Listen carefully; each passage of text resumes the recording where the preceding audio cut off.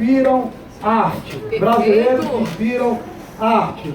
Vamos falar sobre Di Cavalcanti, né? Pintor, modernista, desenhista, ilustrador, muralista, caricaturista.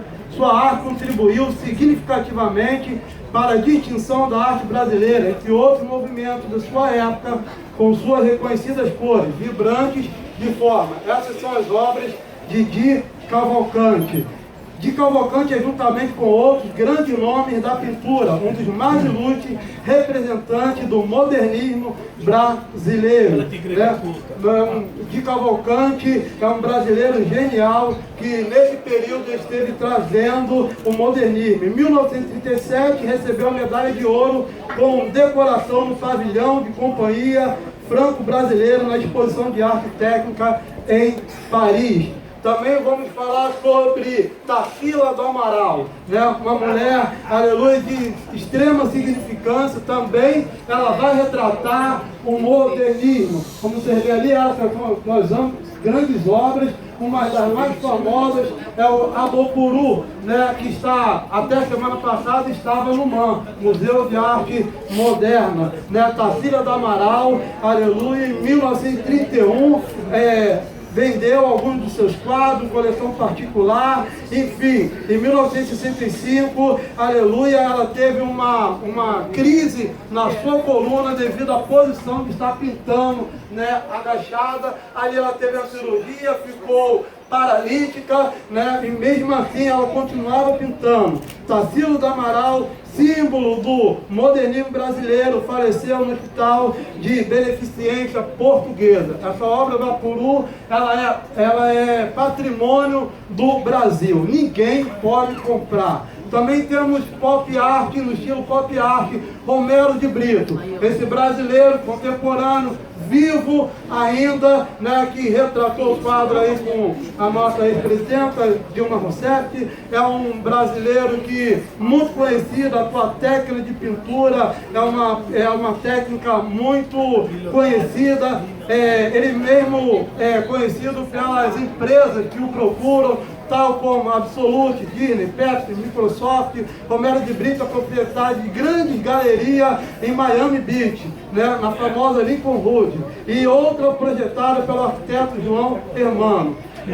Romero de Brito é conhecido como artista brasileiro radicado em Miami, considerado um dos artistas mais prestigiados pela celebridade americana. Já pintou quadros de personalidade como Michael Jackson. Ele não pintou para o Michael Jackson, ele retratou o Michael Jackson.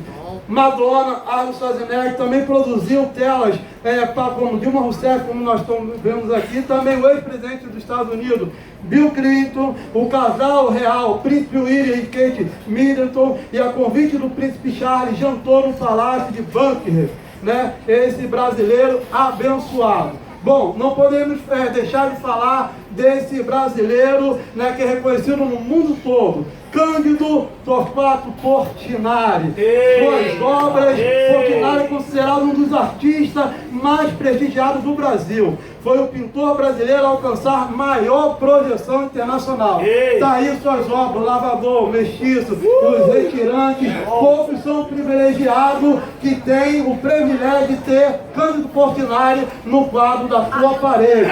Suas obras, aleluia, elas vai na casa dos milhões, né? Tem obras de Cândido Portinari que batem 30 a 40 milhões de reais. Esse brasileiro importante. Em 1952, aleluia, ele volta para o Brasil e é premiado na primeira Bienal de São Paulo. Desobedecendo a ordem médica, Portinari continuava pintando e viajando com frequência com disposição. No começo de 62, aleluia, ele é contaminado pelo chumbo das suas pinturas e ele acaba falecendo aos 58 anos, esse brasileiro extraordinário, aleluia, Cândido Portinari. Não poderia deixar de falar também desse brasileiro de suma importância, na minha humilde concepção, né, um dos maiores brasileiros nessa questão da arte, Antônio Francisco Lisboa. Quem não conhece, Aleijadinho. Esse cara é sensacional, sensacional. Filho de um mestre de obra português, um arquiteto junto com uma escrava. Aleijadinho, aleluia, ele traz então, aleluia, uma obra, né? Trabalhando no estilo barroco e rococó. Pastor, não entendi nada. Também não, mas vou explicar. O barroco, para os irmãos entender, é caracterizado pela extravagância, excelência e o excesso de ornamento. Esse é o barroco. O rococó já é um estilo mais suave, mais sublime, mais delicado. E o detalhe disso tudo é que, além de ele vai assumir essa função, né, essa área do rococó, depois que ele tem a sua enfermidade, né? O Aleijadinho, ele fica doente, ele tem uma doença que ninguém ainda descobriu o que é. Os historiadores, né, procuram saber o que é, mas Breta, um dos historiadores que vai fazer a biografia de Aleijadinho, vai dizer que ele tem uma doença e aí ele vai perdendo os movimentos do corpo, do braço, e aí ele tem que ser talhado, né, colocado nas suas mãos, amarrado nas suas mãos, porque só sobra o indicador polegar, e ele tem que talhar, né, todas essas obras. Olha aí, ele talhou Naum, Isaías, 12 profetas, aleluia, trabalhou em Minas Gerais, ali em São João del Rei. É um camarada que mesmo doente, aleluia, ele fez todas essas obras. Aleijadinho, mestre Aleijadinho, por dizer, está aí a foto dele retratado pelo mestre Ataíde. São poucos que têm o privilégio de ver a imagem de Aleijadinho, mas percebemos que é um brasileiro que entra para a história, aleluia, sendo comparado com o italiano Michelangelo. Deus abençoe. Muito bom! Cultura! Já ouviu falar de Portinari, mas não sabia que era Portinari, tá vendo? Não sabia que ele morreu tão cedo, tá vendo? Por desobediência ao médico. Vamos lá. Campinho. Ó, chegou no altar, começa a contagem, hein? Meu Deus, Deus da cultura brasileira, aleluia! Vambora. Tira aqui pra baixo. Põe pra baixo, só pra baixo. Só põe pra baixo. Desliga a tua mão. Inventou. 776 a.C., data oficial dos primeiros Jogos Olímpicos que tiveram apenas uma corrida. 748 a.C., uma coroa feita com ramos retirados de uma oliveira sagrada, prêmio Cótinos, foi entregue pela primeira vez. 708 a.C., o pêntatlo foi introduzido. 452 a.C., os jogos foram estendidos para 5 dias. 65 d.C., Nero participa dos Jogos Olímpicos. 393 d.C., o imperador Teodósio I aboliu os Jogos Olímpicos gregos. 426 d.C., o imperador Teodósio II destruiu todos os templos olímpicos. 1766, Richard Chancler descobre a Olímpia Antiga. 1892, Pierre de Coubertin recomenda o renascimento dos Jogos Olímpicos. 1896, os Jogos Olímpicos começaram novamente em Atenas. 14 países, 245 homens, 43 competições. 1900, Paris, França. Mulheres participaram pela primeira vez dos Jogos Olímpicos modernos. 1904, Saint-Louis, Estados Unidos, pela primeira vez são entregues medalhas de ouro, prata e bronze. 1908, Londres, Inglaterra. Primeiro desfile das nações durante a cerimônia da abertura. 1912, Estocolmo, Suécia. Pela primeira vez, competidores vêm de todos os 5 continentes, simbolizando os anéis olímpicos. 1916, Jogos cancelados por causa da Primeira Guerra Mundial. 1920, Antuérpia, Bélgica. A bandeira olímpica é oficialmente introduzida pela primeira vez. Pombas são soltas para simbolizar a paz. 1924, Paris, França. O lema olímpico é usado oficialmente pela primeira vez. Sítios, altos e fortes. Mais rápido, mais alto, mais forte. Eric Liddell conquista o ouro nos 400 metros. 1928, Amsterdã, Holanda. A tocha olímpica é acesa no estádio pela primeira vez. 1932, Los Angeles, Estados Unidos. Pela primeira vez, os atletas ficam em pé em um pódio, com 3 níveis e a tocada nacional para o medalhista de ouro. 1936, Berlim, Alemanha. O primeiro revezamento da tocha olímpica, iniciado na Grécia e terminado no local dos Jogos. 1940 e 1944, Jogos cancelados por causa da Segunda Guerra Mundial. 1948, Londres, Inglaterra. A 14ª Olimpíada foi aberta pelo rei Jorge VI. Helsinki, Finlândia. Primeira participação de uma equipe da União das Repúblicas Socialistas Soviéticas. 1956, Melbourne, Austrália. 1960, Roma, Itália. Primeira cobertura televisa mundial dos Jogos. 1964, Tóquio, Japão. 16 nações comparecem pela primeira vez aos Jogos Olímpicos. 1968, Cidade do México. 1972, Munique, Alemanha. Massacre. De Munique introduzir o juramento aos juízes. 1976, Montreal, Canadá. 1980, Moscou, União Soviética. 1984, Los Angeles, Estados Unidos. Os primeiros Jogos Olímpicos financiados pela iniciativa privada são um sucesso comercial. 1988, Seul, Coreia do Sul. 1992, Barcelona, Espanha. 64 nações conquistam ao menos uma medalha, o mais alto número até hoje. 1992, Atlanta, Estados Unidos. Uma bomba caseira no Parque Olímpico Central causa mortes e ferimentos, mas os jogos prosseguem. 2000, Sydney, Austrália. 11,3 bilhões de acessos na web durante os jogos. 2004, Atenas, Grécia. Todas as 202 nações filiadas ao Comitê Olímpico Internacional participam dos jogos. 2008, Pequim, China. A cerimônia de abertura conta com um elenco de 15 mil artistas. 2012, Londres, Inglaterra. Londres foi a primeira cidade a sediar os Jogos Olímpicos modernos por 3 vezes. 2016, Rio de Janeiro, Brasil. A abertura foi realizada no dia 5 de agosto. A cerimônia de encerramento ocorreu no dia 21 de agosto. O lema dos Jogos foi Viva a sua paixão. As 2 cerimônias aconteceram no estádio do Maracanã. Participaram cerca de 10.700 atletas de 205 nações e 2 delegações especiais, atletas olímpicos independentes e atletas olímpicos refugiados. Ao todo foram disputadas 42 medalhas esportivas, 306 provas, 2 a mais, rugby de 7 e golfe, do que os Jogos Olímpicos de 2012. A primeira medalha do Brasil nas Olimpíadas do Rio foi conquistada por Felipe Hu. Ele ganhou a medalha de prata na prova de tiro, 10 metros com pistola de ar. A primeira medalha de ouro do Brasil foi conquistada no judô, Rafaela Silva. A ganhou no dia 8 de agosto na categoria leve, até 57 quilos.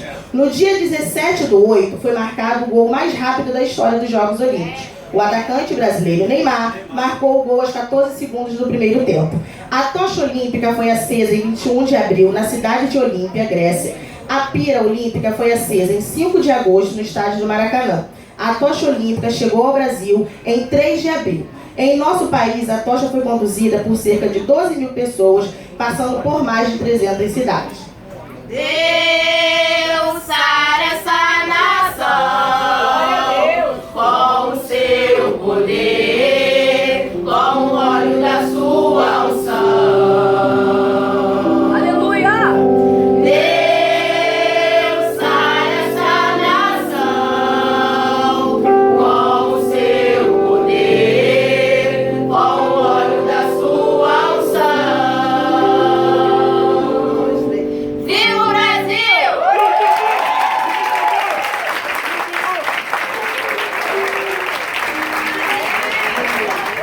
Você sabia que o pastor participou da Olimpíada de Pequim? Ele foi o nadador mais rápido.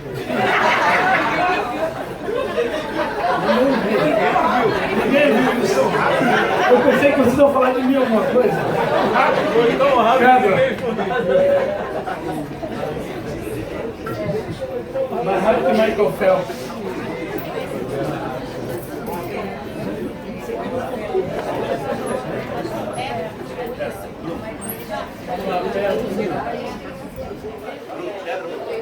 preparei muito bem, né? Eu não sabia assim como seria, mas assim escrevi algo sobre a seca do Nordeste, né? O pastor passou.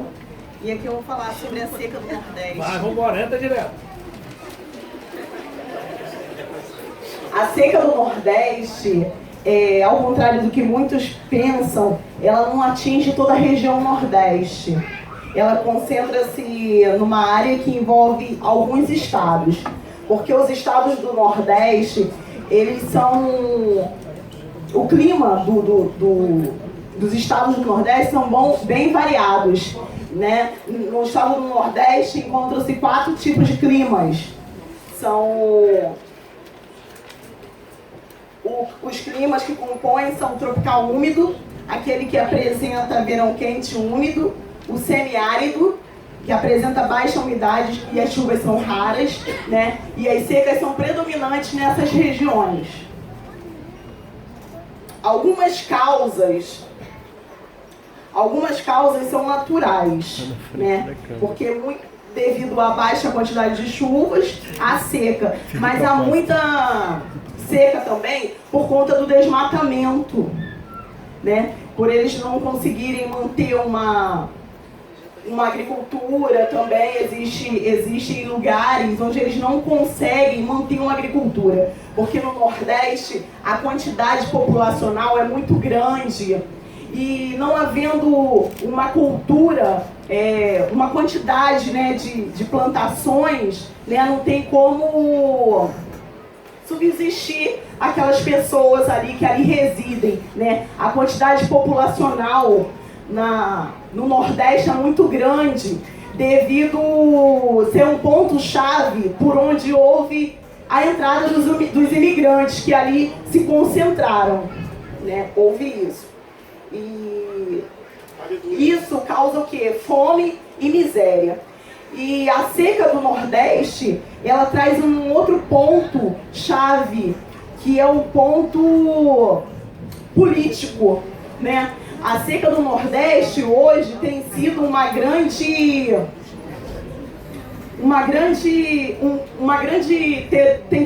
grande potencial assim político, porque há várias áreas do Nordeste onde poderiam acontecer mais irrigação, mas não acontece por conta da política, por conta da falta de investimento das políticas públicas ali naqueles locais, né? E as pessoas ali também têm um outro fator que nós devemos até orar por nosso povo nordestino, que é o quê? A instabilidade, né? A instabilidade familiar que acontece muito naquela área. Se eu estiver errado, pastor, por favor, senhor, corrija.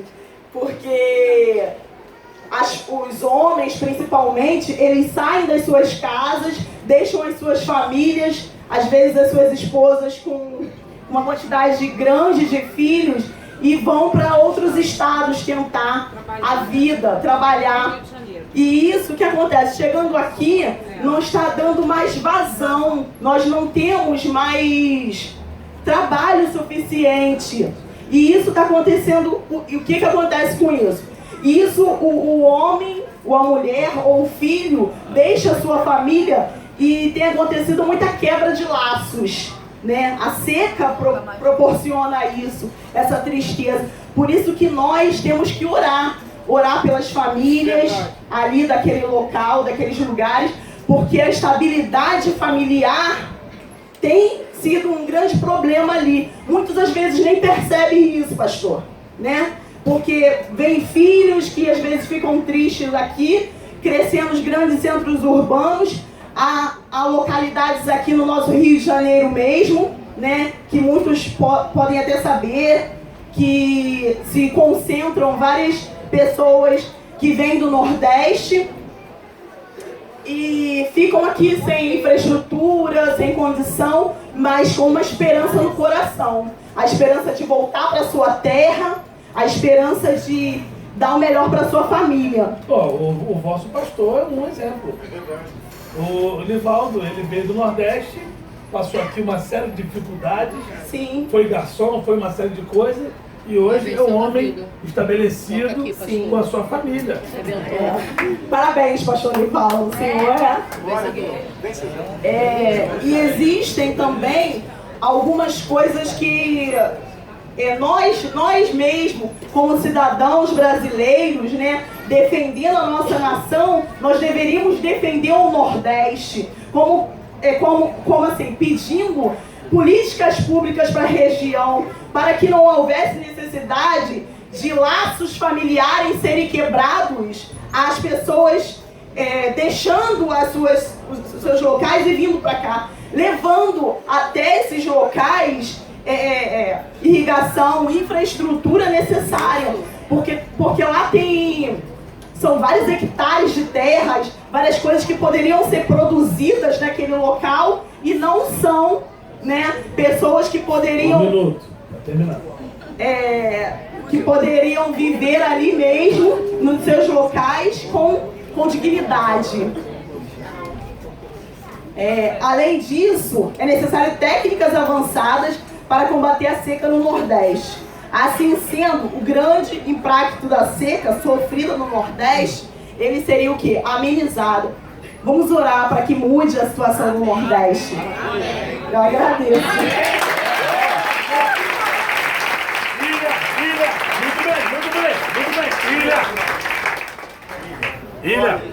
Ilha. Muito bem. Ilha.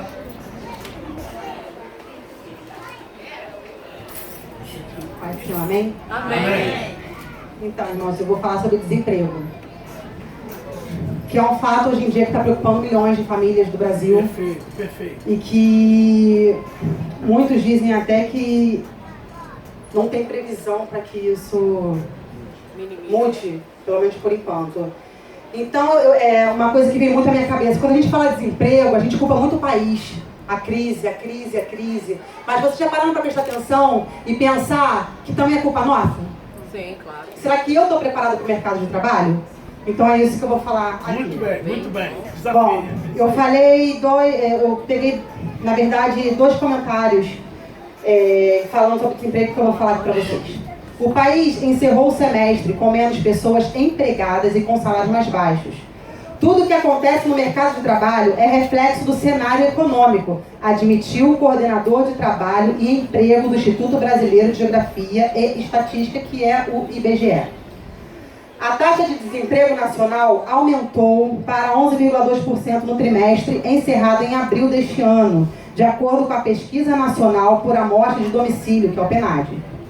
Confirmando isso tudo, outras pesquisas afirmam o desemprego e também elas falam relacionadas comparando o primeiro trimestre de 2016 com o primeiro trimestre de 2015, que a taxa já era muito alta. Nesse primeiro trimestre de 2016, que é janeiro, fevereiro e março, teve um aumento de 3,4 milhões de pessoas desempregadas. Então, se a taxa já era muito grande, aumentou mais 3,4 milhões de pessoas desempregadas, totalizando, no primeiro semestre, mais ou menos em torno de 11 milhões de brasileiros desempregados. Isso é uma taxa que preocupa. Mas será que é só a crise? Então, eu citei alguns probleminhas que podem ocasionar essa taxa de desemprego, que uma é a falta de especialização. Será que nós realmente estamos preparados para o mercado de trabalho? Porque antigamente, para você procurar um emprego, bastava ter, de repente, uma faculdade ou um curso. E hoje em dia, quando você vai procurar um estágio, até mesmo um estágio para fazer, não basta só você ter o curso. E também, hoje em dia também não basta mais ter informática, que é o Windows, hoje Excel, não. Eles pedem para você se especializar mais. Então, com todo esse requisito, será que nós estamos preparados para o mercado de trabalho? Aí você fala assim, Ila, tudo bem, mas eu não tenho nem o 2º grau. Beleza, você, o que está fazendo para mudar o seu futuro? Hoje em dia, instituições te fornecem cursos e preparações de graça. Vocês já procuraram saber sobre isso? FAETEC, SENAC, muitos tentam te preparar, basta você querer. Isso. Ila, mas eu não tenho tempo. Beleza também, tem online. Quantas mulheres pagam um sapato R$250? Quando é um sapato de homem, 400 e poucos reais. Sabe quanto é uma faculdade à distância de RH? R$252. Alguém já parou para prestar atenção nisso? Bom, vamos lá. Então, muito dessa crise é falta de especialização nossa. Ila, mas eu estou numa empresa que eu sirvo café ou que eu sou auxiliar de serviços gerais. No que você está fazendo? Você está se preparando para ser o melhor? Porque para a gente crescer dentro de uma empresa, a gente tem que mostrar o nosso trabalho. Independente se você é administradora de empresa ou se você limpa o chão, você tem que ser melhor no que você faz. Até mesmo porque, hoje em dia, para você contratar um funcionário, é muito mais barato você recrutar quem está dentro do que quem está fora. Por quê? Porque quando você recruta alguém que está fora, o investimento é maior com propaganda, com seleção. De repente você terceiriza uma empresa para selecionar funcionário. E quem está dentro já conhece os valores da empresa. Já está sendo desenvolvido dentro da empresa. Mas o que eu tenho para oferecer dentro da empresa? Ila, eu só sou auxiliar de serviços gerais. Beleza. Por que não fazer uma informática? Por que não fazer? Hoje em dia exige muito idioma. Vocês já pensaram em se especializar dentro da empresa que vocês estão? Por quê? Porque o mercado está fechando. O mercado está fechando. Então, não só a falta de especialização, também vem a crise. Milhões de empresas, hoje em dia, elas estão fechando. Pequenas empresas que, em menos de um ano, fecharam. Empresas grandes que estão demitindo seus funcionários preparados e optando por contratar funcionários com uma mão de obra não tão especializada, mas com um salário mais baixo. Isso é uma realidade do país. Eu contratei uma funcionária que ela trabalhou em lojas top. Enjoy, Animale, Gap, vocês conhecem? A mulher não conhece, não conhece? Uma gerente lá, ela ganhava em torno de 12 mil reais. Ela está trabalhando comigo para ganhar nem 3 mil reais. Aí você pergunta para ela assim, o que você está fazendo aqui? Ela fala assim, o mercado está fechado. As empresas que pagavam bem, hoje em dia, estão optando por, de repente, contratar uma subgerente, transformar numa gerente com salário base. Uma pessoa que tem um currículo devastador. E ela está segurando a oportunidade dela. Então, se já está difícil para quem tem especialização, imagina para quem não tem. Aí eu pergunto, o que a gente vai fazer para mudar essa situação? Outro problema também do desemprego é a qualificação profissional. Precisamos estar antenados também com o que acontece ao redor do mundo. O que acontece no seu mercado de trabalho, o que acontece no mercado exterior, porque isso tudo influencia. Porque se eu vou entrar numa empresa onde ela vai exportar ou importar produto, e com a alta do dólar isso de repente vai gerar mais custo para a empresa, será que eu estou qualificado o suficiente para trabalhar nessa empresa? Que ela precisa de alguém especializado. Será que eu estou especializada? Mas hoje em dia top ganhar menos. Outro problema também do desemprego é o sistema educacional. Um minuto, Bi. É o sistema educacional que hoje em dia, muitas empresas, muitas escolas, você vê muitos jovens se formando, terminando o segundo grau, que não sabem ler e escrever. Muitos jovens que terminam o segundo grau sem saber conta. Aí você vai contratar, tá lá, segundo grau completo. É por isso que hoje em dia muitas empresas exigem não só o curso técnico ou a escola. Você precisa muito mais que isso. Então, se a escola está lá falhando com várias greves, porque os professores não estão sendo pagos, o que eu, como mãe, vou fazer pelo meu filho para suprir essa falta? Eu estou investindo nele? Eu conheço pais que não querem deixar seus filhos estudarem na FATEC, que é de graça, pelo fato apenas de pegar um ônibus. Meu filho não vai sozinho, com 15 anos de idade. A FATEC paga passagem e alimentação. Olha aí. O avanço da tecnologia também é outro problema. Por quê? O mundo globalizado, a tecnologia... Então, acabou o tempo. Vamos aplaudir. Muito crescimento.